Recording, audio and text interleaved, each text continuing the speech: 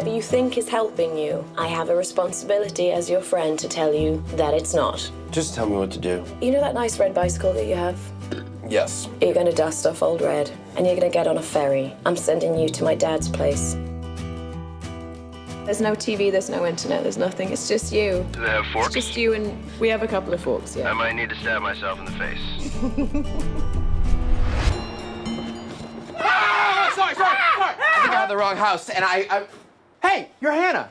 Oh my God, I'm so sorry. I'm Iris's friend Jack. Congratulations, the film was awesome. Thank you. I saw it yesterday. I feel like I know you, just like your acting style is so personable and great. Thank you. So you worked with Lynn before, so did you kind of know what to expect coming into this film?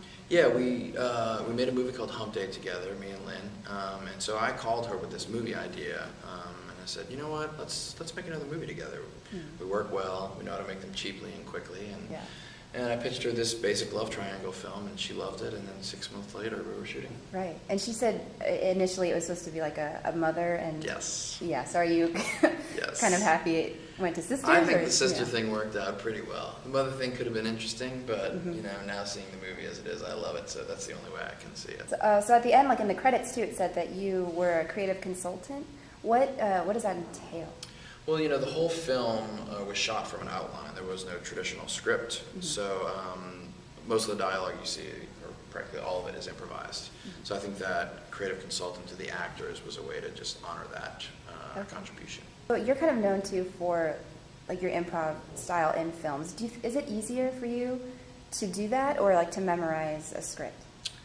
You know, there's benefits and drawbacks to improv and straight scripted stuff. For me, there's almost nothing better than a script that has been really well written, belabored, 2 years spent on it, you know, and then you can go along with that script and it's great. But in the absence of that, I believe improvisation is not only more fun, but can even yield better results because, you know, whatever gaps or problems you have in the script, you can work them out right there in the moment. You know, I find that directors who are not confident enough to let their actors improvise sometimes are really just covering up their insecurities, and you have a lot better chance of making a movie if you're flexible on set. Is that something like you kind of practiced while growing up? Was improv, or is it just like a natural? No, it just kind of came naturally, and it developed out of accident with my brother and myself while we were making our movies, and you know, we found that when we were directing films, if I was in the scene and I was improvising, it helped having a filmmaker inside the scene sort of guide the narrative around and you know, and bonk the actors here and there in places, and so it just kind of developed organically. So you grew up in Louisiana, right? Did that, do you think, like influence kind of your style and how you are now? Because I know Louisiana is such like a culture-filled. Yeah, I mean, I grew up in the suburbs of New Orleans, so I was near a pretty crazy cultural city, but I was also a suburban kid too, and in many ways my neighborhood felt like any neighborhood in America. Okay. So, you know, I mean, the only thing I can say is that when you grow up in New Orleans, you get into drugs and alcohol really young and really quickly, and then by the time you're like 16, you're like, I'm ready to start my career. I'm done with my rebellion phase. So it gets you downstream quicker, I think. So the whole mumblecore term, are you a fan of that term? I loved mumblecore as a term in 2005 when the New York Times was starting to write articles about our cheap little movies. But I think now it's a little bit reductive in that it's come to define anything that is made with a low budget, and that doesn't really work. And most importantly, you know, if you take a movie like Your Sister's Sister, you know, this is a movie with Emily Blunt and Rosemarie Dewitt, and it's funny and it's sweet and romantic and dramatic. And to me, I would be really bummed out if someone stayed away from this movie because they thought to themselves, what's mumblecore? I don't know what that is. It sounds pretentious. I'm staying home. Right. I want to invite everybody to see this movie, and I think they'll like it.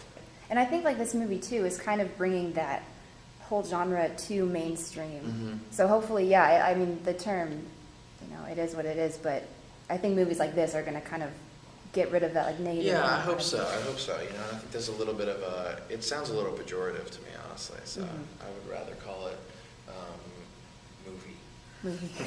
See the movie. Go see movie. Do you feel like being an actor and a director and a producer and pretty much everything, are there certain films that appeal to you more as an actor as opposed to these other things? That's interesting. As an actor, I really like things that I feel like I am in the unique position to be really good at it, you know? And quite frankly, there are a lot of movies I look at the script and I'm just be like, you know what? This guy is going to be a lot better than me. Go hire Chris Pratt. He's better at this, you know? And then there are other movies where I feel like, you know what? I could do a really good job with this. Like in the case of Your Sister's Sister, I felt like I was in a unique position to do this well because the film needed a unique blend of comedy and drama. It needed someone who could really understand how terrible it would be to have lost their brother, because I have such a close working relationship with my brother. And it needed somebody who could, help drive the narrative with the improvisation. So I felt like I was the right fit for that. You know? But if I'm not, I'd rather someone else do it. So kind of going with like the one-man band aspect, you played in a band a while ago. Is that something that you want to continue, or is it just kind of like a passion thing? No, I was actually predominantly a musician, like in my late teens and early 20s, and I did that for a while. And I'm just like a very kind of normal family guy, and I like staying home. And I was on tour like 200 days out of the year, and the lifestyle is just really brutal. As crazy as it sounds, filmmaking is a lot more stable of a career. As unstable as it is, it's a lot more stable than music was for me. So being like on set, and where did they film Your Sister's Sister? We shot this in the San Juan Islands, which are right off the coast of Washington State, off Seattle. Okay, cool. And had you been there before? I had been there in that area before, and I've shot a bunch of movies in Seattle. And Lynn and our producer, Stephen Shart, found this little compound of like 4 or 5 houses, and the family who owned it was nice enough to lend it to us for the duration of production. So we lived there, we ate there, we shot there, and it was kind of like going to camp. It was really fun. Oh, that's cool. Yeah. So was it easy then just to kind of get into character since you were there? We just kind of slid right in, and I had only met Rosemarie a couple of times before we started shooting, and sometimes that can add to your chemistry, honestly, the mystery of a person and figuring them out right in the scene. And also, I noticed too in the film and just kind of in other pictures and things that you have a hoodie that you like to wear. Do you have like a wardrobe of hoodies, or do you have like a? I do happen to have a wardrobe of hoodies. This one was cloaked by a jean jacket at certain points. There have been quite a few hoodies in my character's past, but we're working on breaking out of that. Do you still have? Because you're pretty accomplished. Do you still have these surreal moments, like filming?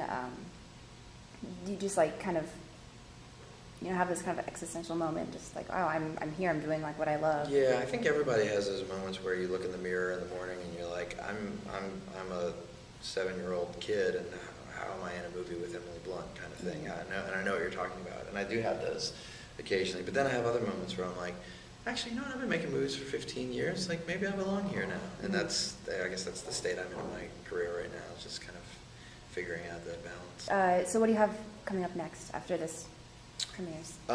There's another movie right now called Safety Not Guaranteed that I'm in. There's a movie my brother and I directed called Jeff Who Lives at Home. It's coming out on DVD pretty soon. And then an older movie my brother and I directed called The Dodeca Pentathlon, about 2 brothers who compete in their own personal 25-event Olympics. Will be released near the actual Olympics as a funny counterpoint, I guess. What's the matter? Why are you being so quiet? I have to tell you something. Why? Why did it have to be him? I really think your face is going to annoy me right now. My face always annoys you. On the way back home.